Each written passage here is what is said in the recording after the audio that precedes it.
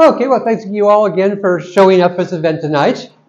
I actually, amazingly enough, wrote this story way back in 1989, more than 30 years ago. It was for, in fact, a collection of Christmas stories. But don't be fooled. This is a hard-boiled Christmas story. Okay, here. So, her name was Carrie Robbins, and I could tell by the shadows under her eyes that she was haunted. It all started on the 25th, she explained, and it's been going on ever since, past New Year's. Shattering furniture, bumps in the night, this strange sort of clattering sound on the roof, kind of like the prancing and pawing and 8 tiny hooves. Yeah, exactly. Damn, I thought, another reindeer, just what I didn't need. At least she'd come to the right place. I sat behind my desk and watched my new client pace nervously about the small office. From outside, the lettering on the door read, Twinkle Lane Exorcisms. It hurt my neck to look up at her. Sit down, I said. Even seated, she was taller than me, probably 5'5", in her late 20s with straight blonde hair that stopped just short of her shoulders. Her smile kept trying to slide sheepishly off her face, giving me periodic glimpses of gum in the upper left-hand corner of her mouth, just enough to keep my gaze focused on her lips. Like most of my clients, she seemed embarrassed to be in my office at all. Well, Mr. Tim, what do you think? Sounds to me like you've got one of the Slade ears. Slay? She said anxiously. This is serious bad news. We're talking about holiday spirits of the upper echelons, just one tier below old Nick himself. But you can't be sure of that, can you? You tell me more about the manifestations, and I'll tell you how sure I am. Well, another nervous smile, another flash of gum.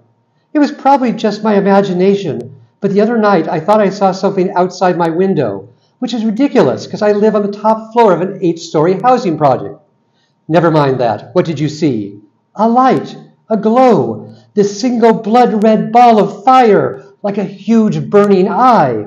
Nose, I corrected her, as my bad eye started to throb. Just my luck. It had to be Rudy. That was one mean and bitter buck. Foggy night or no, he'd never quite forgiven being excluded from all those stupid reindeer games. Give Ms. Robbins points for being perceptive. Despite my best attempt at a poker face, she picked up on my anxiety. I don't understand, she said. I thought holidays were supposed to be fun. They can be, in moderation. Too many people get carried away with all the Hollywood craziness, though, and find that the spirits they've raised won't go away just because the celebration's over. Halloween keeps most of my fellow exorcists busy all year, and there are always a few leprechauns left over after St. Patty's Day. Christmas, though, that's the worst. You sound angry. Something personal? Like I said, a perceptive lady. I used to work at Macy's, I told her, which if not the whole story was at least part of the truth, where they start playing the Christmas music the day after Thanksgiving. Do you know what it's like to listen to the Little Drummer Boy 10 times a day for 4 weeks? Even the Bing Crosby, David Bowie version? Especially that one. Neither of us said anything for a few moments after that. Perhaps she caught the note of evasion in my story and was wondering what I'd left out. Me, I felt bad about coming down so hard on a client, especially when she was as attractive as Miss Carrie Robbins. It was Carrie who broke the silence. Tell me the truth, Mr. Tim. Can you help me? Frankly, I didn't feel like taking on the big R, but I've been hooked by her haunted eyes and those peekaboo gums. Give me your address. I spent the next day down at City Hall poring through various real estate records for reasons I hoped wouldn't be necessary to divulge.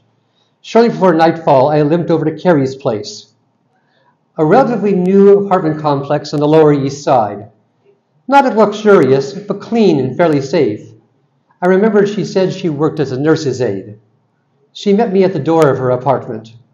I shook the snow off my trench coat and stepped inside.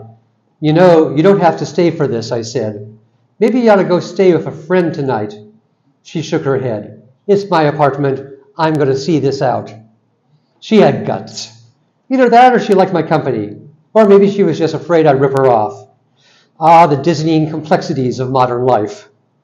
I looked around the room apartment. The furnishings were Spartan, a couch, a television, 2 low end tables. The place had been recently cleaned, but I spotted telltale signs of a dangerous enthusiasm for the holidays. A smattering of pine needles in one corner of the living room, traces of multicolored confetti, a half-empty bag of 100% real plastic snow, as opposed to what, I wondered. No mistletoe, however. Damn. Care for a candy cane? Carrie asked, pointing to a glass jar atop the TV. I'm allergic to peppermint. Figures. Time to get down to business. I pushed the TV set and the couch against opposite walls, clearing a space more than big enough for Carrie and me. I reached into the interior pockets of my trench coat and brought out a flask of eggnog, a string of silver sleigh bells, and a Ziploc bag of leftover sugar cookies. As always, it felt odd to be fighting Christmas with Christmas. Then again, no exorcist ever keeps his soul totally clean. I smashed the cookies between my fingers and spread the crumbs around us, forming a protective circle. Then, and only then, I jingled the bells and uncapped the flask, just to get Rudy's attention. Oh, come, all ye reindeer, unwelcome and unwanted, I sang, being careful not to quite sing the right words. A musky odor filled the room, like fur and yellow snow combined. Something scraped at the ceiling above, softly at first, but with increasing fury. I almost expected a silvery hoof to come tearing through the plaster at any moment. God rest ye, red-nosed poltergeist, and rest ye far away. The clattering stopped, only to resume directly in front of us, just beyond the circle of cookie crumbs. The hanging lamp dimmed and then went out entirely. In the darkness, I heard Carrie gasp. This has never happened before. Both my legs, even the good one, felt like overcooked spaghetti. I tried to keep from shaking. Don't go for the switch. Stay in the circle. It didn't stay dark for long. A bright red spark flared into existence several feet above the floor, expanding rapidly until it cast an eerie crimson radiance over the entire scene. The glowing red spark solidified into a bulbous, incandescent sphere about the size of an average man's fist. Guessing what was coming, I whispered an urgent, "Hold on, don't panic." Carrie probably thought I was talking to her. Like an oversized Cheshire cat with antlers, Rudy materialized behind his nose. It was an impressive sight. Animated Christmas specials notwithstanding, reindeer are big. Maybe Rudy was a bit of a runt, but he took up most of the living room and part of the attached kitchenette.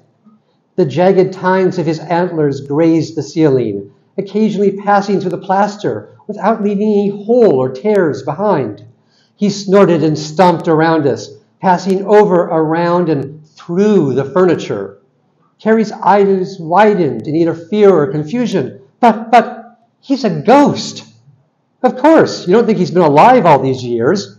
What do you think the lifespan of a reindeer is? Actually, I had no idea. All I knew was that Santa's coursers hadn't been flesh and fur for some time. Rudy glared at me with baleful yellow eyes. It was hard to tell what color his hairy coat was. In the unholy light of that mutant nose, everything seemed splashed in blood. The anti-carols having failed, I began my exorcism in earnest. Unto Frosty and Kringle, and into the keeping of the elves of the polar north, I consign thee, Rudolph. By the power of all calendars and the sprinkling of this eggnog, I banish thee until after the Thanksgiving Day parade. I spilled the eggnog onto Carrie's carpeted floor. Rudy reared up on his hind legs, spearing the ceiling with both antlers, and roared at me. His hot breath, redolent of roasting chestnuts, made me want to puke. The demonic strains of the Nutcracker, robustly performed by an unseen orchestra, assailed my eardrums, and I had to shout to make my final incantation heard. To the top of the porch, to the top of the wall. Now dash away, dash away, dash away all. Nothing happened. I collapsed against Carrie, my lungs and vocal cords still burning from the fervor of my spell of banishment. And there was Rudy, as shaggy and malignant as ever. I didn't understand. The ritual should have worked unless... I turned on Carrie. You left him milk and carrots, didn't you? Only on Christmas Eve, she protested. To her credit, I think she was blushing, or maybe it was only Rudy's nose. It seemed like a cute thing to do at the time. Some people shouldn't be allowed to mess with holidays. I realized there was only one thing left to do. Dropping the useless jingle bells to the floor, I reached into my coat pocket and brought out a membership card for a certain controversial political organization. Listen, Rudy, I said, I'll have you know this is a federally funded public housing project partially supported by local, state, and municipal governments. Your presence here as a manifestation of a major religious holiday directly violates separation of church and state. Thus, as a card-carrying member of the ACLU, I hereby declare you unconstitutional. Poof. Faster than eagles, Rudy vanished, leaving behind only the slightest whiff of reindeer musk, as well as, admittedly, a soggy mess of eggnog and cookie crumbs on the floor. So much, I thought, for my chance at the Republican nomination. Still, perhaps there were some compensations. I put my arm around Carrie in a semi-professional manner and said, Don't look now, Miss Robbins, but I think your reindeer problems are over with, for this year at least. Forever, she insisted. I've learned my lesson. No more holidays for me. Well, I wouldn't go that far. In moderation, remember. Just for example, say, are you free on Valentine's Day? For once, her smile didn't try to sneak up her face. Why, I think I am, Mr. Tim. Call me Tiny. Thank you.